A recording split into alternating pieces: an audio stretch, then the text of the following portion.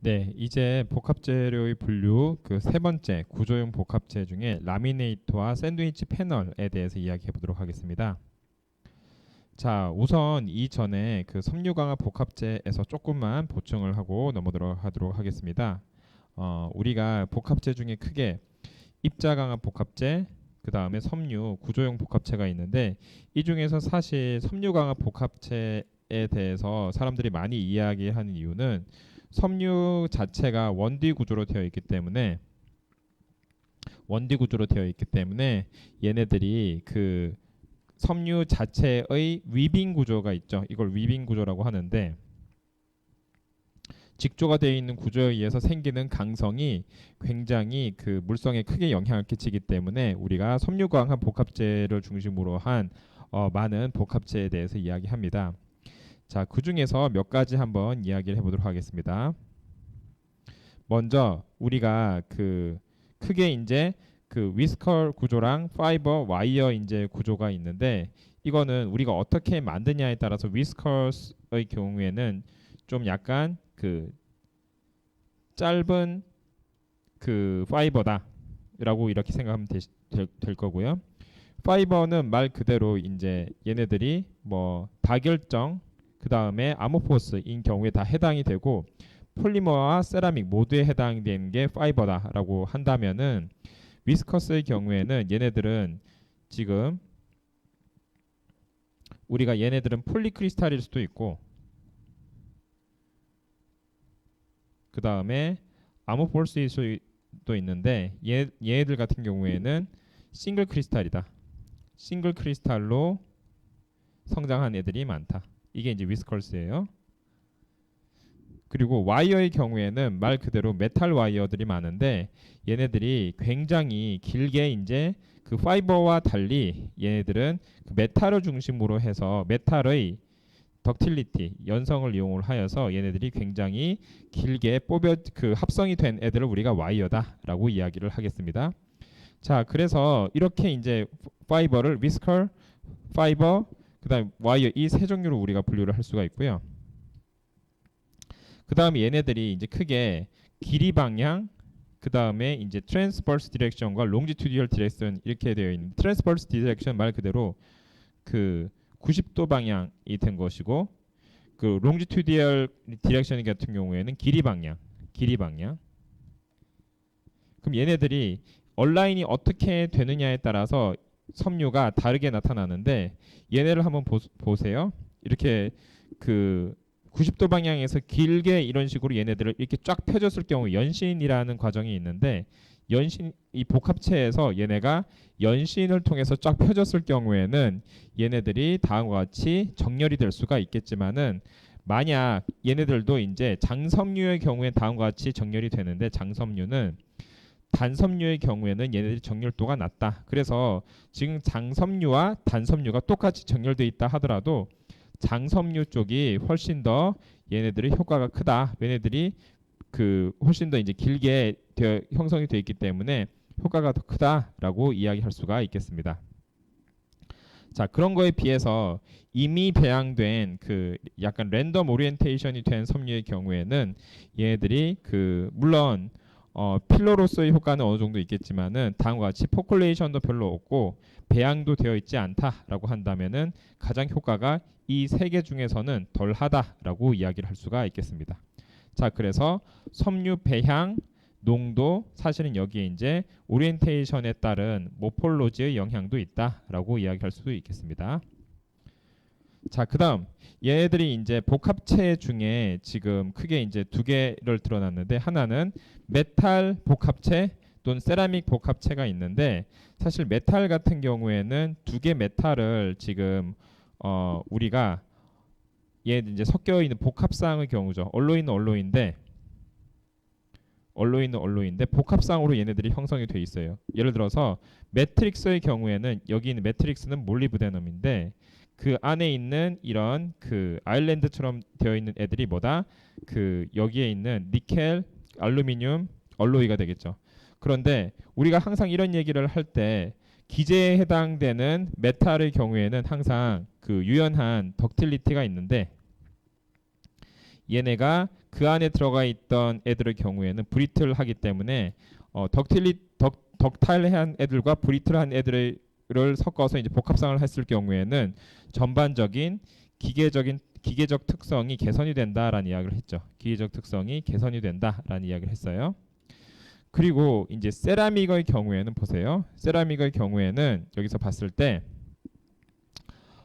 지금 얘네들이 글라스 그러니까 실리콘 카바이드를 기반으로 한 그 글라스 파이버가 있을 경우에 얘네들이 이제 지금 여기서 화면에서는 잘 보이진 않는데 얘네들이 그 글라스 슬러리에 의해서 글라스 슬러리의 글라스 파이버를 얘네들이 이런 식으로 분산시켰을 경우에는 그냥 글라스만 있을 경우에는 얘네들이 76기가파스칼인데 글라스 파이버 그 실리콘 카바이드가 굉장히 어찌 보면은 일라스티시티가 높기 때문에 굉장히 이것을 더함에 의해서 어떻게 된다?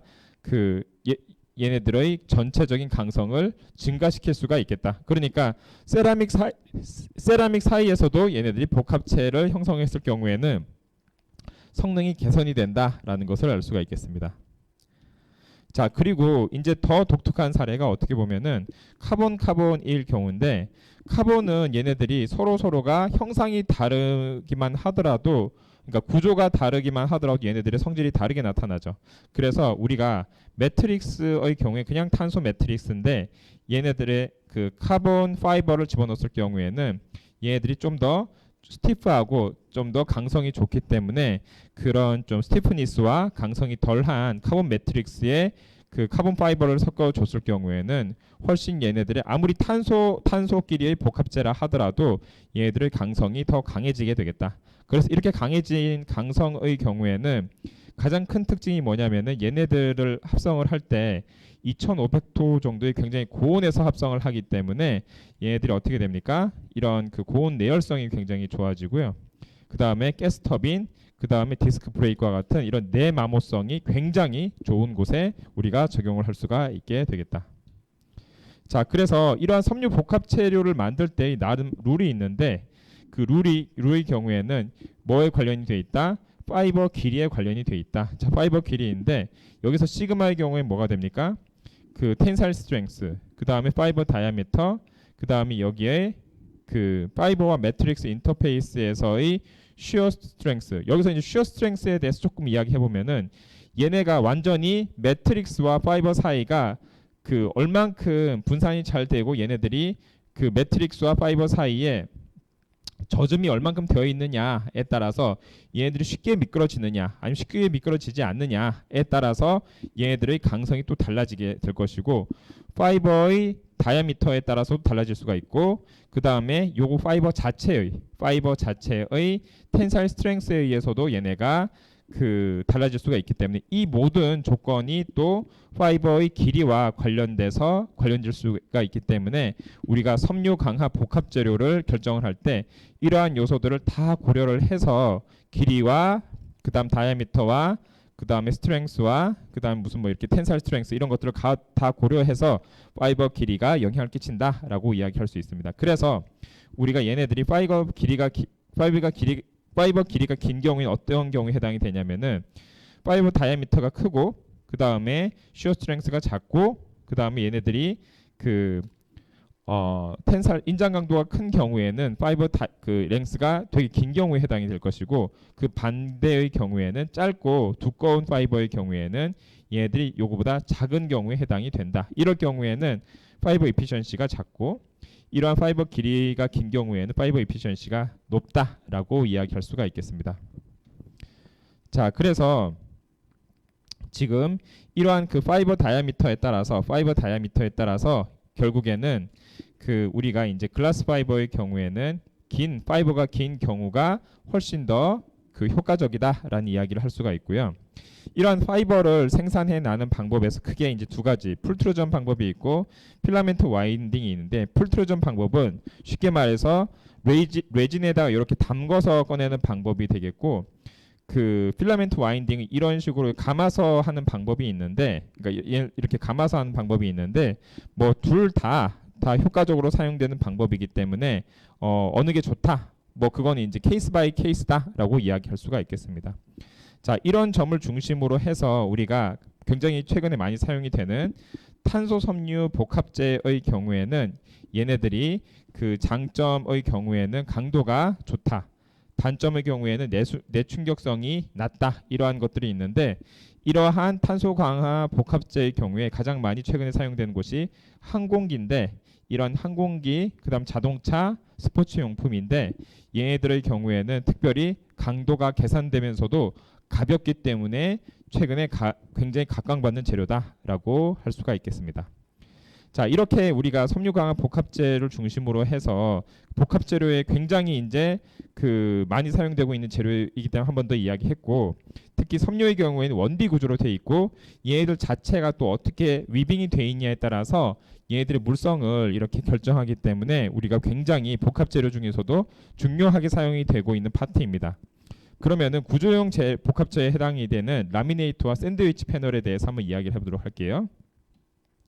자, 얘네들의 경우에는 지금 그 구조적으로 얘네들이, 그러니까 우리가 이전에 이야기했던 파티클 또는 파이버의 경우에는 얘네 하나하나가 매트릭스에 어떻게 들어가느냐를 통해서 이야기했다라고 한다면, 구조는 이거 하나하나가 뭐 서로 섞이지는 않지만은 얘네들이 이렇게 구조를 이뤄서 전반적인 강성 또는 물성을 개선하는 효과를 나타내는 게 구조 복합체에 해당이 되겠습니다. 그래서 크게 라미네이트와 샌드위치 패널이 있는데, 자, 라미네이트의 경우에는 쉽게 말해서 여러 가지 시트, 이러한 시트가 얘네들이 이렇게 스테이킹이 되어서 그 복합재를 형성을 하는 것이 될 것이고요.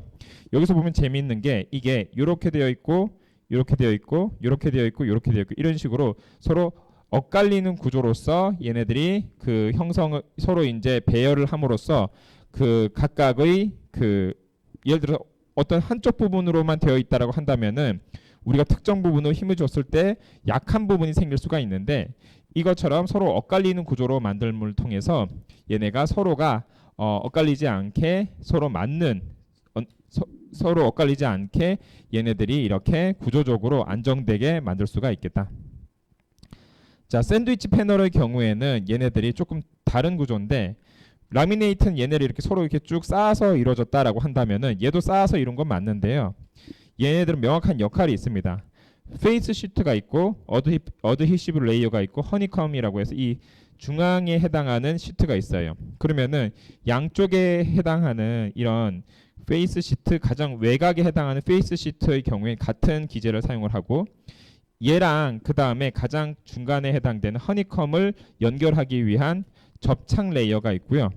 그 다음에 얘네들의 경우에는 접착 레이어의 경우에는 페이스 시트는 강성이 비교적 강한 재료를 쓴다라고 한다면은 허니컴의 경우에는 강성이 약한 건 아니지만은 이런 스티프니스가 페이스 시트에 비해서는 조금 덜한 이런 애들을 사용한다.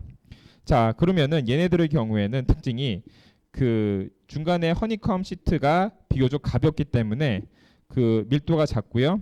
그 다음에 밴딩 스티프니스가 굉장히 좋다라고 이야기하겠습니다. 그래서 외부에서 힘을 막 줬을 때 약간 흔들흔들 거리면서도 비교적 얘네들을 잘 유지를 할 수 있다. 그래서 이러한 그 샌드위치 패널이 제일 많이 사용될 수 있는 곳이 우리 뭐 격벽 같은 데도, 사무실 격벽 같은 데도 필요하지만은 그 큰 공장, 우리가 이제 여러분 공장 같은 데 가보면은 대형 문, 이런 격벽 이런 데 샌드위치 패널이 굉장히 많이 사용이 된다라고 할 수가 있겠습니다.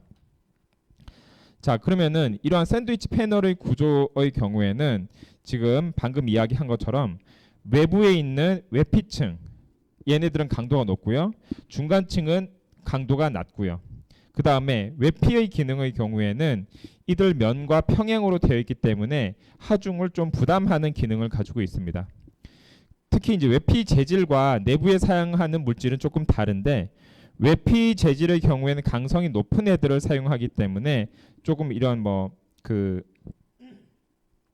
비니어팜, 철강, 뭐 메탈, 그다음 섬유 강화 플라스틱, 뭐 합금 이런 애들을 쓴다라고 한다면은 그 지금 중간층의 기능의 경우에는 그 외피 대비해서는 얘네들이 그 강도가 낮기 때문에 외피의 수직 변형에 대한 저항성을 가지면서도 그러니까 쉬어 스트레스를 증가시키고 그리고 양 외피면과는 재질적으로 분리가 되는 이러한 애들을 우리가 중간층으로 쓰고요.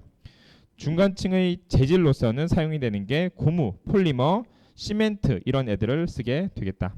그래서 이런 식으로 되어 있는 샌드위치 패널의 경우에는 가볍기 때문에 어디에 쓸 수가 있죠? 비행기 날개, 동체, 꼬리 이런 데 쓸 수가 있고 빌딩의 벽체, 그다음 지붕 바닥 이런데 굉장히 얘네들이 나름 가벼우면서도 강성이 필요한 곳 이런데 많이 사용이 될 수가 있게 되겠습니다. 자, 그래서 이제 여러분들이 그 복합 재료에 대해서 이야기할 때 우리 주변에 굉장히 복합 재료가 많이 사용이 되는데 이 복합 재료를 한번 눈여겨 한번 보도록 한번 해보세요. 굉장히 생각보다 얘네들이 이런 복합 재료가 사용되는구나 라고 꽤 많이 볼 수가 있을 것입니다. 그렇기 때문에 지금 이야기한 것은 어떻게 보면 구조 복합 재료지만은 구조뿐만 아니라 기능적인 복합 재료도 굉장히 많기 때문에 굉장히 주위에 있는 사물 그 다음에 기기들을 여러분들이 보고 관찰하는 습관을 세우면 굉장히 좋을 것 같습니다. 자, 우선 여기까지 해서 그 복합 재료의 특성에 대해서 알아봤고 이제 복합 재료의 물성에 대해서 한번 알아보도록 하겠습니다.